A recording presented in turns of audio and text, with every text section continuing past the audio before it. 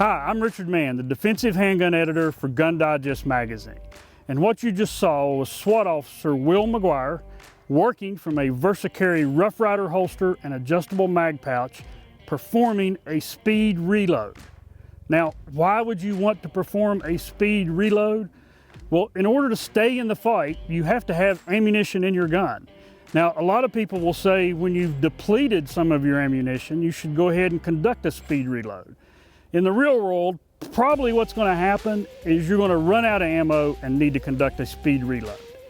Now, what I want you to do is focus on the steps that he goes through to conduct this speed reload. As soon as he realizes it's time to put a new magazine into his gun, he brings his gun back into his workspace. But he doesn't do it down here where he has to drop his head down and look at it. He does it up in front of his face so he can keep his vision on what's going out in front of him. When he gets the gun back in his workspace, he reaches for his magazine, his spare magazine. When he feels that magazine in his hand, he then drops the magazine that's in his gun, pulls the spare magazine up, inserts it into the gun, and then he's got a decision to make.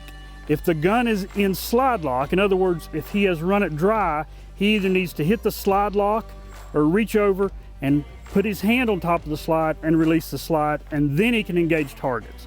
Now, some people believe that you should always use the slide lock to release the slide.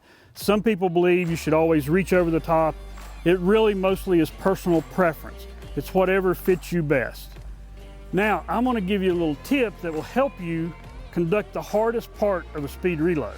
The hardest part of a speed reload is getting the magazine in the gun. Very little hole in the magazine well, you got to put a very big magazine in.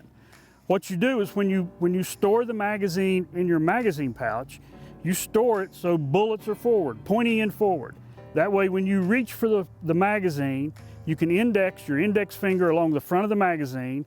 You know that's where the bullets are, and then you can use that index finger to help you guide that magazine into the mag well. So there you have the mechanics of the speed reload. It's not that complicated. But what we haven't addressed are tactical considerations.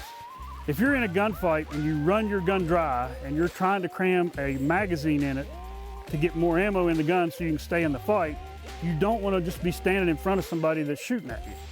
Ideally, you want to find cover. You could get behind cover and conduct your speed reload. In the absence of cover, you can at least move, because a moving target is much harder to hit than one that's standing still. So now you have a good understanding of the basic mechanics and the tactical considerations concerning a speed reload. You need to practice it so you're smooth and fast. If you practice enough, you'll be able to do it just as fast as Officer McGuire did, and that's about 1.5 seconds.